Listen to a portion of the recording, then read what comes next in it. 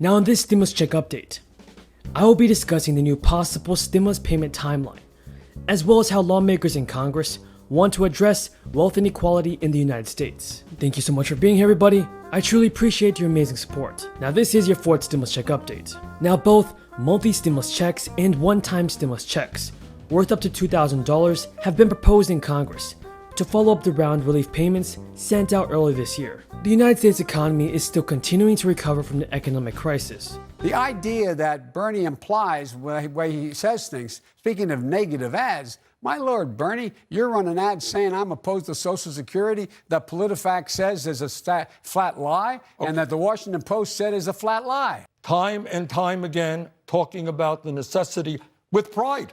Want to do. American people want to expand Social Security, and the Business Roundtable came out with a plan that would increase the Social Security retirement age from 67 to 70 and severely cut the COLAs.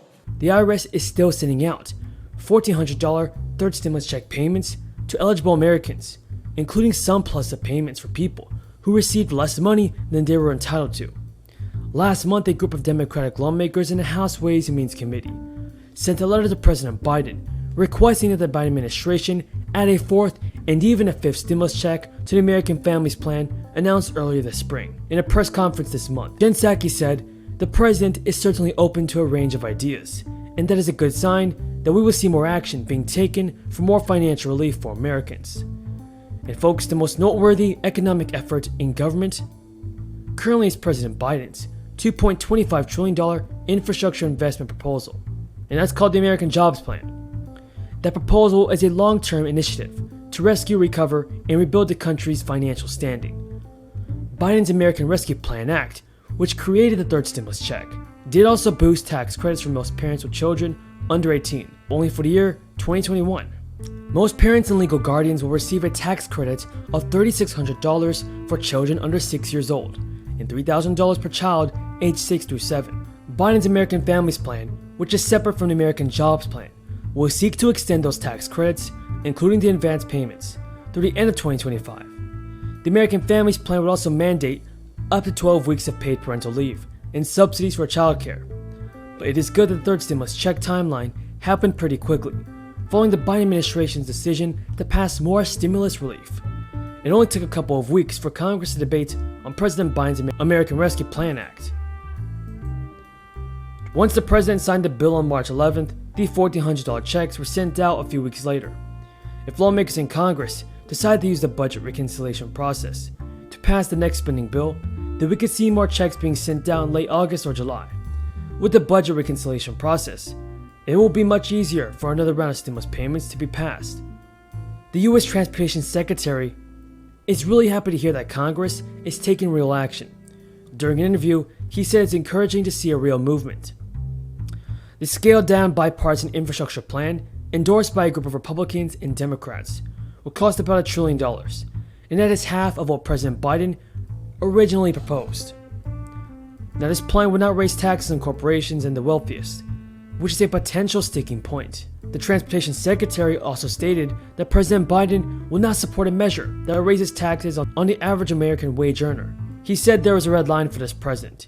He is not going to raise taxes on people making less than $400,000 a year, because in his view, they are paying enough. And everybody, even though her infrastructure negotiations with President Biden ended last week, Senator Shelley Moore Capito is still rooting for a responsible plan. But she is also keeping an eye on Democrats. Other lawmakers like Speaker Pelosi are also wanting to address wealth inequality in America. Pelosi applauded House Representative Alexandria Ocasio-Cortez's commitment to addressing generational disparities and increasing worker power, and Democratic Representative Jim Hims will chair the new panel that is designed to tackle the gap between America's top CEOs and worker pay, with Speaker Pelosi calling the widening chasm a historic picture of injustice. The new committee is charged with studying and recommending proposals for making the economy fairer and ensuring more Americans have opportunities. Now that is all the news in this video, everybody. And until next time, have a great day. Here's CNBC's Kate Rogers.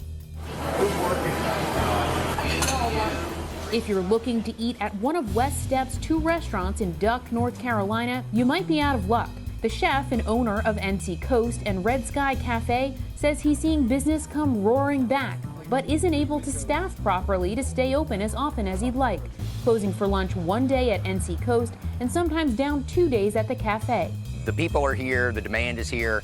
The labor crunch is just what's keeping us from being able to maximize the level of service. We're doing everything we can to be open 7 days a week in both operations, but we can only do so much. He needs as many as 10 workers to reach full capacity, and closing down can mean gross revenue losses of as much as $15,000 a day. It affects our sustainability through the colder months and the winter months when we don't have the visitors down here. Steph is hardly alone. From retail to restaurants and likely your favorite summer stops, there's a labor crunch going on. Well, thank you all for being here. Obviously, my colleagues and I are here to talk about S1. We haven't seen the final version of S1 yet, but it appears to look a whole lot like the original version of S1, built on the totally bad foundation of the federal government taking over the structure of elections in 10,000 election jurisdictions around the country.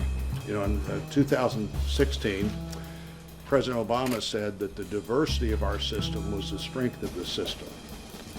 I don't know if he still believes that or not, but I do.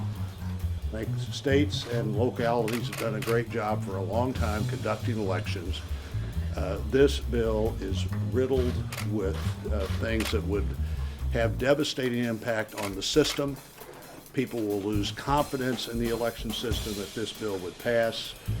My colleagues, I'm sure, are going to talk about all of those things, and if not, I'll fill in whatever is untalked about as we have a chance to talk about this bill that will come to the floor next week. The Senate should reject this bill. I believe the Senate will reject this bill, and I'm glad to have Senator McConnell here. Thank you. Well, I think all of you surely know how all Republicans feel about this proposal. It's a solution in search of a problem.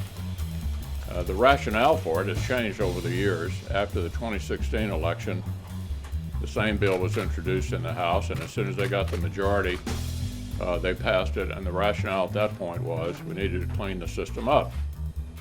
Then they liked the outcome of the 2020 election, and so the rationale became we need to prevent states from somehow making it more difficult for people to vote. I've taken a look at all these new state laws. None of them are designed to suppress the vote. There is no rational basis for the federal government trying to take over all of American elections. You all have noticed that there's now a debate among Democrats